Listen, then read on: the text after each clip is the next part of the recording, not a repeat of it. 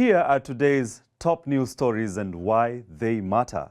Uganda is intensifying its Ebola vaccination efforts following the emergence of a new cluster of cases, raising concerns over the outbreak spread. The Africa Centers for Disease Control and Prevention, Africa CDC, confirmed the latest cases last evening, prompting authorities to strengthen monitoring, contact tracing, and containment measures. The outbreak, declared in January after a male nurse died in the capital Kampala, has now spread to 5 districts with 14 confirmed cases and 2 deaths, including a 4-year-old child. DW's Frank Yiga tells us why this latest development matters. George, you will remember that Uganda already rolled out a trial vaccine last month, and the World Health Organization praised this swift response, calling it the fastest vaccine rollout during an active Ebola outbreak. However, communication gaps have sparked criticism, with some officials reluctant to disclose case numbers regularly. And also, secondly, George, despite the urgency, vaccine hesitancy remains a major hurdle. Many Ugandans remain skeptical about the experimental vaccine, with very few people coming forward to receive the trial shot in its first days. Now, according to health experts, misinformation, traditional beliefs, and conspiracy theories are contributing to resistance.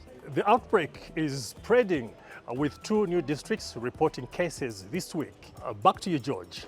Well, many thanks for that, Frank. And of course, the Ebola outbreak poses regional risks given Uganda's proximity to countries like Tanzania, Rwanda, and the Democratic Republic of Congo, all of which have recently battled with either Ebola or Marburg virus outbreaks. Now, Syria has imposed a curfew in the northwestern port town of Latakia and the port city of Tartous. This follows fierce clashes between government security forces and fighters loyal to ousted leader Bashar al-Assad, state media reported early Friday. So why the renewed fighting? The clashes stem from a surge in resistance from the pro-Assad factions, many of whom were previously part of his military and intelligence forces. These groups are accused of carrying out attacks on security forces, ambushes, and targeted assassinations. And what is at stake? Syria's new government has been conducting mass arrests and military operations to eliminate Assad loyalists. The curfews and reinforcements suggest a deeper security crisis that could destabilize the coastal region.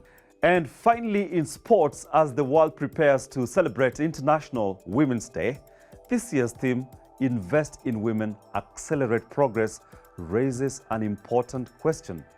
What does the progress look like in sports? One way to champion this progress is by actively supporting women's sports. And here are some exciting Frauen-Bundesliga matches you can catch this weekend. Bayern Munich versus FC Cologne to be played in Cologne on Sunday. Eintracht Frankfurt versus SGS Essen facing each other today. Potsdam versus Freiburg will be an interesting match on the Women's Day, the same as RB Leipzig versus Wolfsburg. Bayern Munich currently leads the league with 38 points, closely followed by Frankfurt and Wolfsburg at 35 points. So, as we celebrate Women's Day, let's do more than just acknowledging progress. Let's be part of it. Watch, support, and advocate for women in sports, because real progress happens when you show up. And that's all we had for you today. For in-depth analysis on current events, subscribe to our YouTube channel, DW Africa. My name is George Okachi.